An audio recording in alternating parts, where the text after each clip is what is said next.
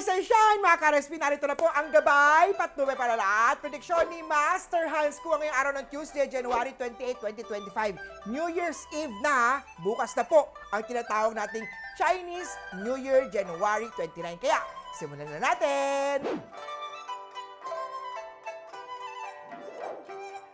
Sa mga pinanganak ng Year of the Rat, learn from your mistake, handle your money wisely, at makakabangon kang muli. Beige at 6 ang swerte kay Year of the Rat.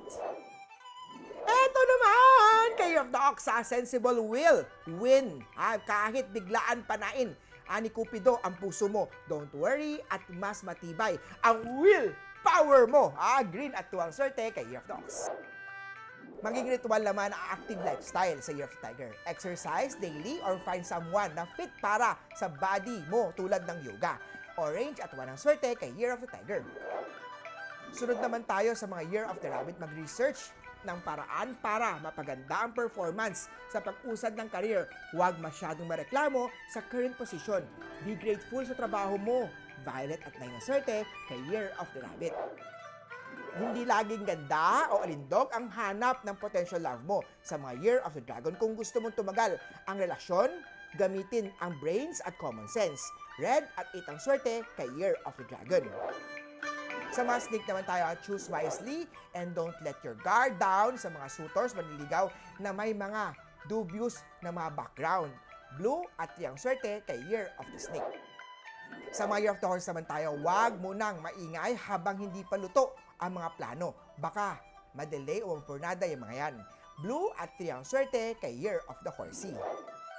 Huwag maging walda sa financial blessing sa mga Year of the Goat.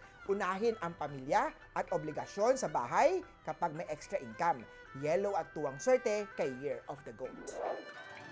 Mga Year of the Monkey naman, huwag sumuko sa dream relationship. Keep your hopes up and choose wisely. Purple at 9 ang swerte kay Year of the Monkey. Sa mga Year of the Rooster naman, laging alagaan ang minor illness para hindi na ito lumala. Magpahinga. Rest well ang importante. Pink at 5 ang swerte kay Year of the Rooster.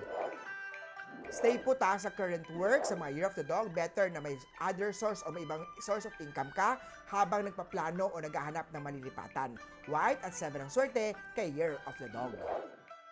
Para sa mga pinanganak ng Year of the Pig, unawain ang mga terms and condition ng mga money apps. Baka mas malaki pa ang kaltas sa transfer fee kesa sa pagpasok ng pera. Orange at 1 ang swerte kay Year of the Piggy. Muli po ito po yung mga gabay, patnubay, palala at prediksyon lamang ni Master Hans Kua. Nasa inyong mga kamay na asalalay ang inyong tagumpay. Kaya always be positive at i-claim ang mga swerte, mga ka-RSP.